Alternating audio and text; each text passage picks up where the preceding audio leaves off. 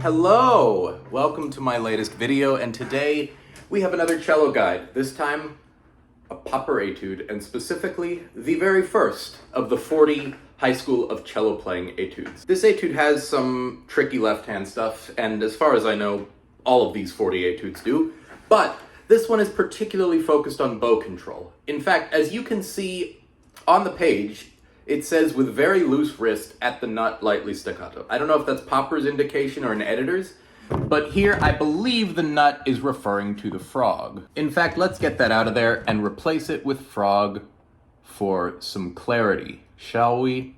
If our wrist is loose, that means we can activate the fingers easily. And that sort of tells me that this etude is about not using the forearm too much and getting the impulses of the stroke from the fingers mostly. So that's where we want to focus a lot of our attention. But we do want to focus also on the elbow, namely because a big part of this etude is how well can we do string crossings. And what we need to do is set our elbow up in an advantageous way so that most of our string crossing activity can happen with just the hand itself. Now, as we get down to here, we are going to need to do some more intense string crossing, namely moving the elbow, because we are, we're going across all the strings from the C string to the A string. But for the most part, we're actually able to keep things quite compact, and I'll show you how. For the first bit of this, our crossing is upward.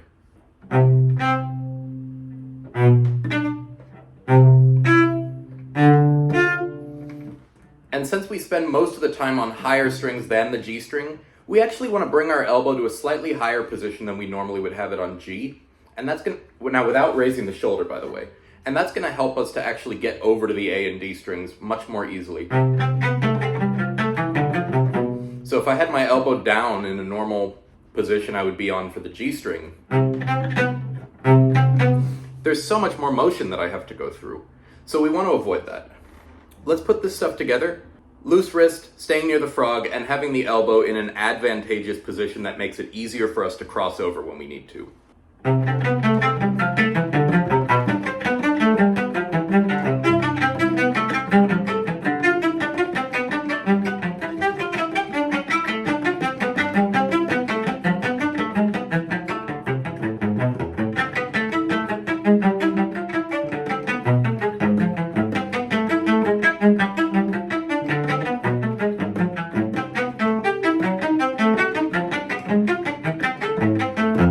So let's stop there for now. First of all, I did a little bit of stylization in the rhythm at times when I think, just honestly, it sounds kind of cute. And I think in the sort of final form of this etude, if you go to perform it or record it or what have you, that can be a good thing to have, depending on the circumstances. Because remember, even though this is for technical purposes, it is music.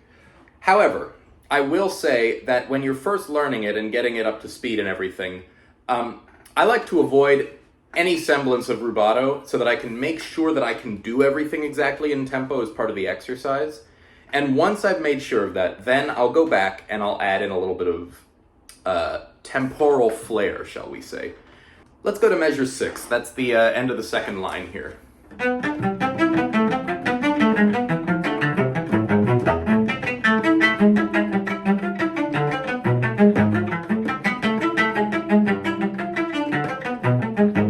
So once we've gotten to measure 6, we probably want to bring our elbow a little bit more around to our D string, A string positioning, because our string crossings are no longer across sort of vast amounts of strings. And we're dealing more with our neighbors here.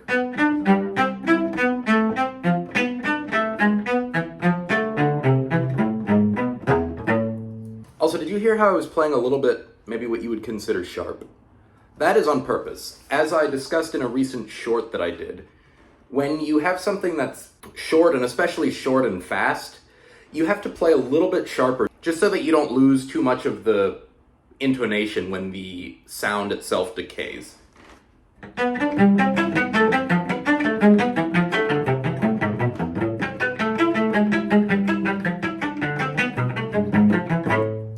So even in measure 8 here, with this string crossing. We're not quite doing it the same way we did before with this sort of neutral elbow, because this is the only sort of large-scale string crossing that we have for quite a while. So we can afford to bring ourselves up there. And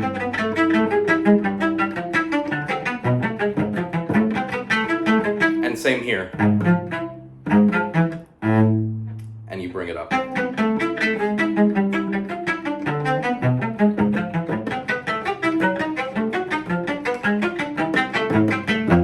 Once we get to 14, though, here's where things start to get a little tricky.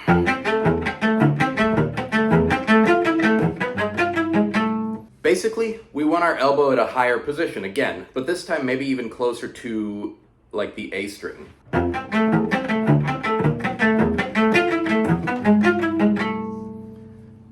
Now, this is a little bit dangerous just because we don't want to continuously hold like this for an extended period, because this can really tire the elbow out. I don't want anybody getting injured, all that stuff. But if it's for a brief period of time, it can be very helpful. Let me do it in slow motion from measure 13 here to show you.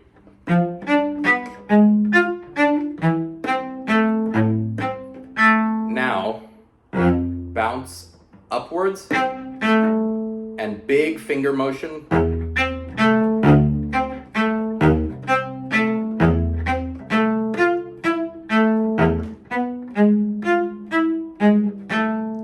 Let's see if we can put this all together.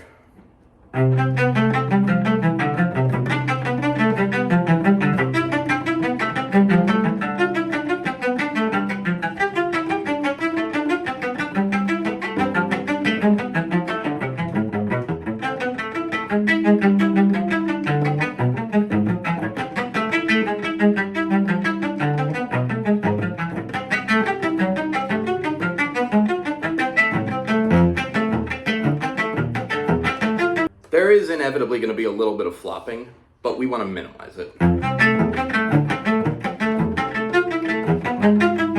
So we have these same principles in general for a while, but let's take a look at this line that starts with bar 19, because we're starting to get a little bit closer to the stratosphere here, and we want to make sure that we can get those hand positions in good shape. So starting at 19, we're still in this paradigm of really being towards the A string with our elbow.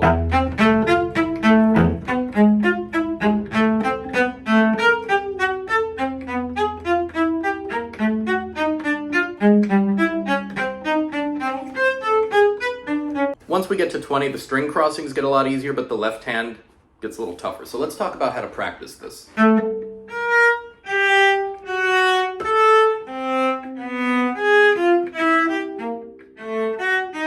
Let's think about the hand positions themselves. We go from this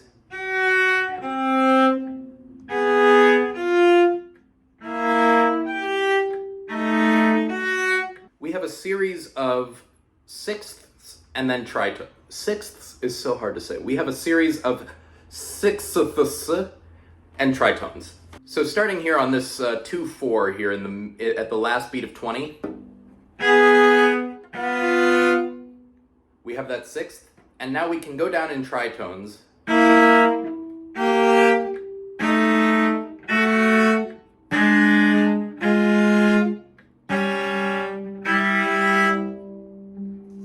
Let's start at 25 again, and I'm going to start adding in some double stops partway through. Elbow position, check. And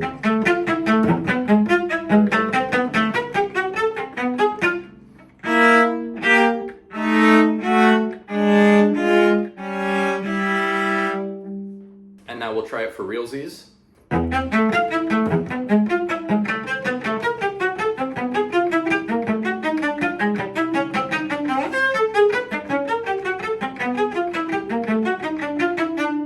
So, same kind of deal here.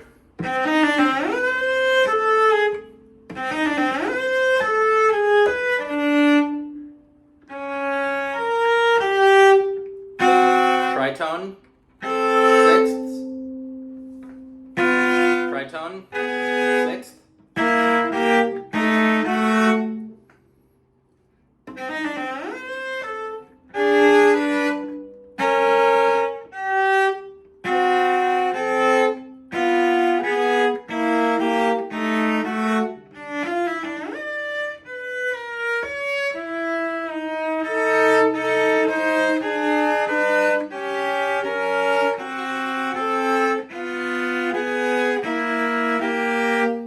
that's brought me now all the way to the second beat of 26. So it's a very effective tool for a passage like this to just get those hand positions set.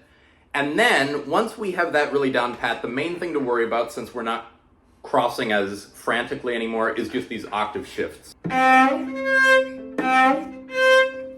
So how do we approach these? Because fast shifting is a tough endeavor sometimes. The good news is that the notes themselves are mega short. So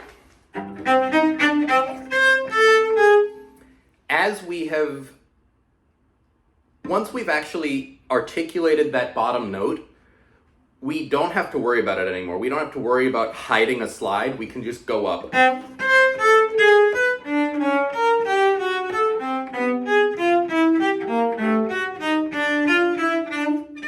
So that, plus preparing the shift well with the elbow, and then just a little bit of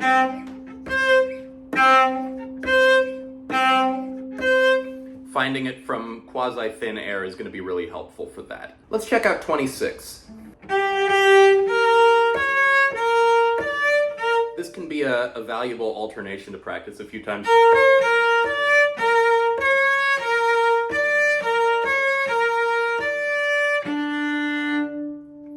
This is almost sort of bringing us from a B-flat minor chord, but differently spelled, to B-flat major. It's like a lovely Picardy third.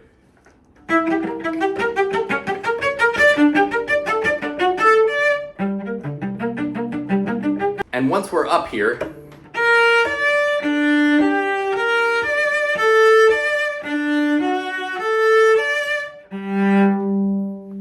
we can just cross and stay in position, including going down to that next line, measure 28 there. So let's look at these crescendi here, because we have two different crescendi next to each other. Now, to me, something like that usually involves a reset of some sort. So if we look all the way back at the beginning to see what dynamic we're in, we're mezzo forte. And obviously we want to do musical inflections within that, but when we get down to this, I propose that we go from mezzo forte to forte, and then drop down once again to mezzo forte, go to fortissimo, and then if we look carefully, this piano isn't notated until the second note, so we can do a really sudden drop right there. So let me show you what I have in mind.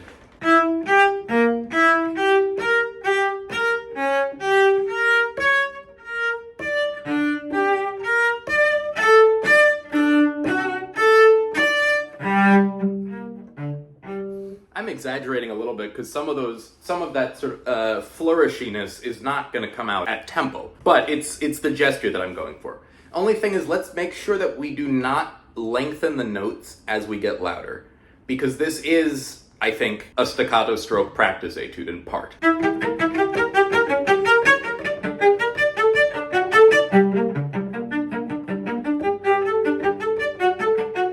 Once we're down here, though, we actually have something we're not used to. We have a little tenuto over this staccato.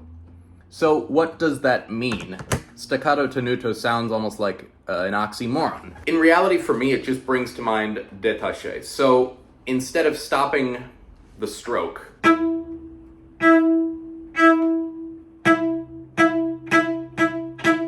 instead of sort of a pointillistic staccato, we do a little bit more brushy. So this versus this. So a little bit more bow and letting it ring a little bit more. Let's try this in slow motion from the beginning of the line.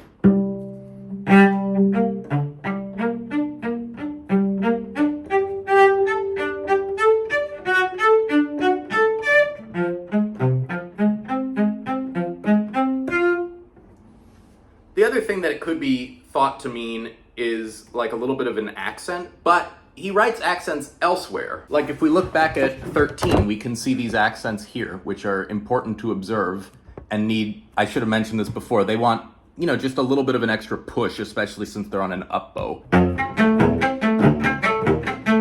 Other thing about this line, we got to do some practice in getting out of thin air from this 3.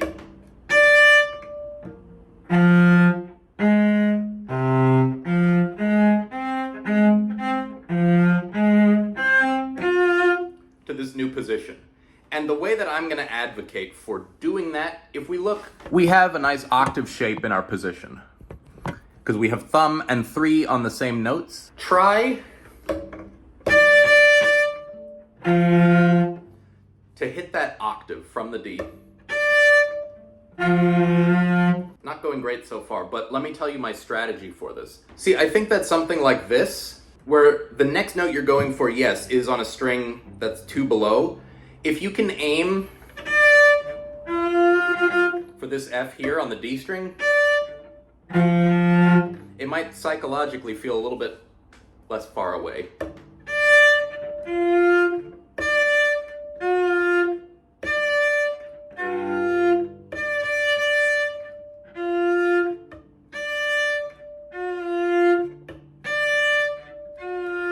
Take note in your muscle memory of if it's sharp or flat or right in the right place.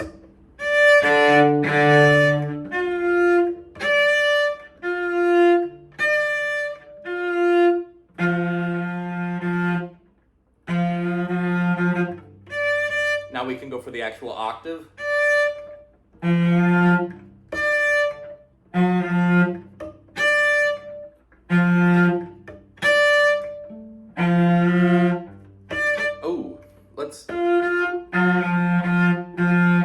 In general, my 3 wants to be sharp, my thumb wants to be flat. Let's make those not the case. That's better. And do this a few times so you can make sure that you can land in the right place. So,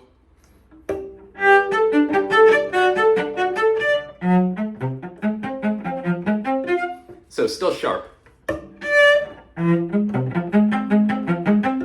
Now we want to aim for this sort of octave shape, but we don't want our 3 to actually be lingering on the D string this whole time, because we need 2 down here, and we don't want to have 2 down here and 3 over there. That's just an awkward position. But my point stands that it's a valuable way to find every part of this position that you need, or find the extremes of the position that you need.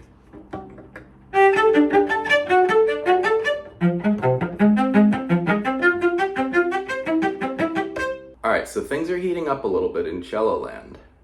Let's take a look. We've got these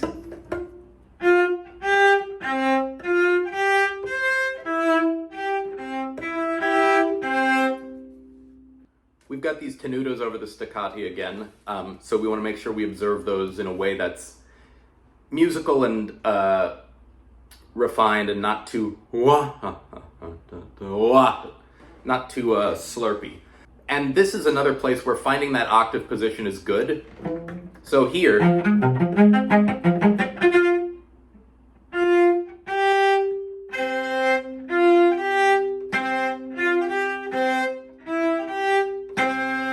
if we have this octave framework, it's going to help us a lot between the C's.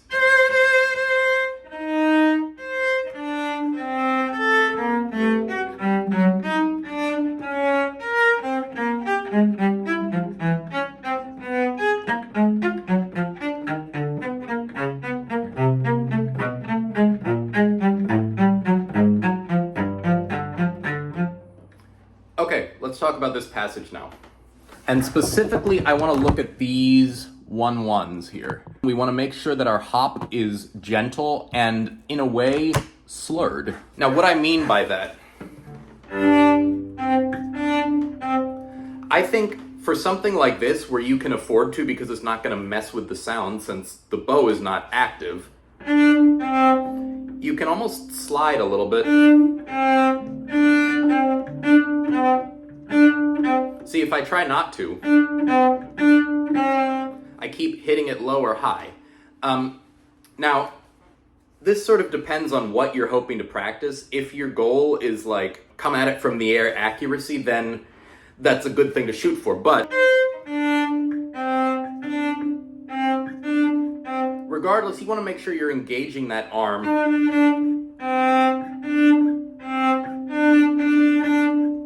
The left arm, that is, to help bring you down there. And then when you have these chromatic little trios, or after that next bar,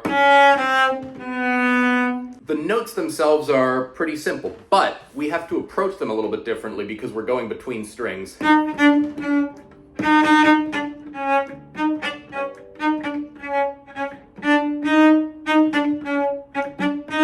This can be a good way to isolate and practice these if you go 3 down, 3 up. And that's valid for any of these places where you have to switch strings in a manner like that.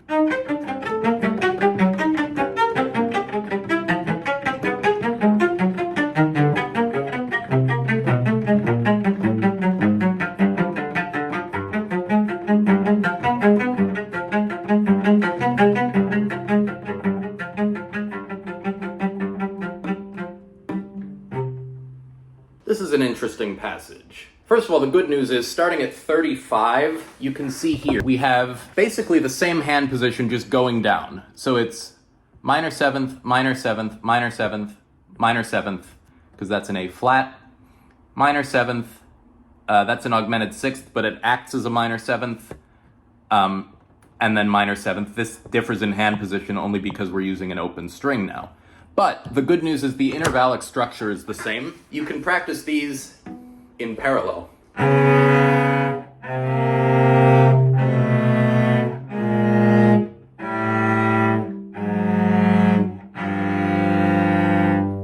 after that, we come to the spot in piano. Now, there's nothing marked in terms of a diminuendo, but I think maybe the music does call for it. Because if we stay in our mezzo forte and do a subito, let's see how that sounds.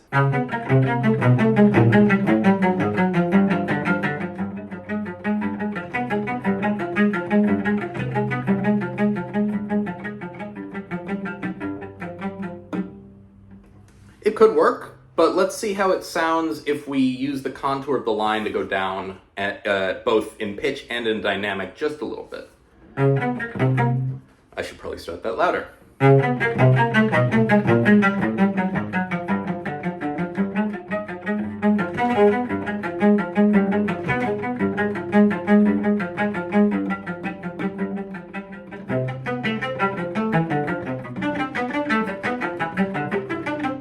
Now, the choice is yours as to which one you decide to do. I'm not going to try and say, oh, you must do it this way, you must do it that way. I think it's kind of open for interpretation. I have a Baronreiter of this, but I left it. It's currently in a different city, so I don't have it on my person. Perhaps it will shed some light on this, perhaps not. I think, though, you're pretty safe doing it either way. And then this diminuendo that we have after 37, so 38, 39. In 39 here we have a decrescendo. So how do we deal with it? I think we just go even softer than piano, and then this is a reset, but in piano. And this is the recapitulation of the material we had before. However, note that here it's mezzo forte, and later on it's piano. So we want to be a little bit more delicate with it. Same right hand principles.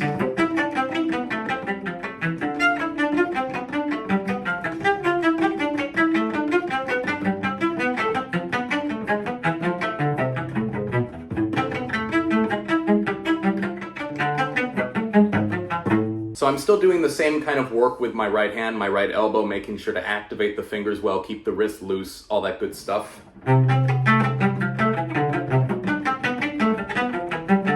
In fact, maybe in some of my demos, my wrist was really not that loose, and perhaps that's something for me to work on, because I know my wrist does like to tighten up from time to time, if not very much more than from time to time. So that's probably a good thing for me to do as I continue working on this etude. But I digress. So we have a lot of the same material here. Let's start here at 56 because we do have a little bit of a difference. Namely, in the third bar of that line, which would be 58, we have this big old crescendo and accents, and we're going to fortes. So we're getting to a much bigger musical climax with just this tiny little decrescendo to mezzo forte. And eventually this dim plus decrescendo that leads you all the way to piano at the end. And then one more thing about 56, just notice that in this iteration of the last measure of the line, this kind of material, these last notes are different. So instead of going from D natural to D sharp, we're going from F to F sharp. Now in this passage, there are some spots where I like to take a little bit of hopefully tasteful rubato. In this case, I'm going to do it very straight in tempo so that I can prove to myself that I can. And once I've done that, then I'll start adding in a little bit of a few niceties.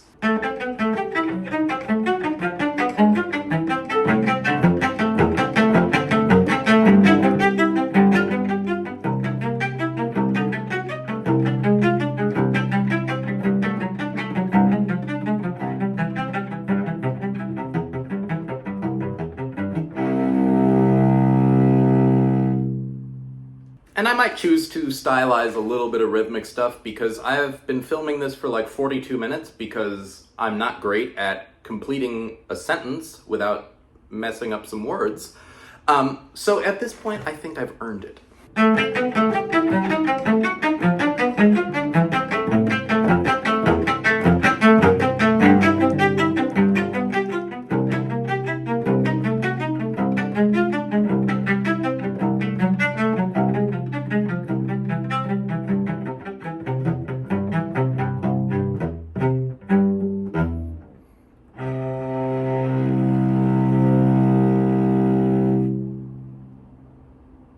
What a charming etude. I've still got some work to do on it myself to get it a little bit more polished, but it's been really good to revisit. I started working on this probably when I was a wee lad, as they say, and probably also before I was ready.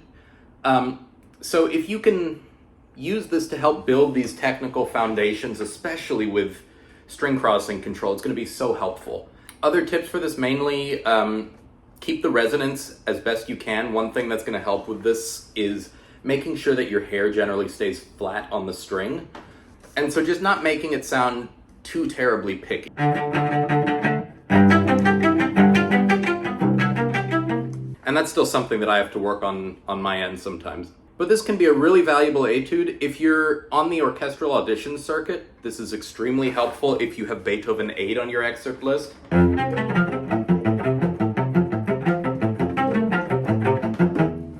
And I think you can probably guess why.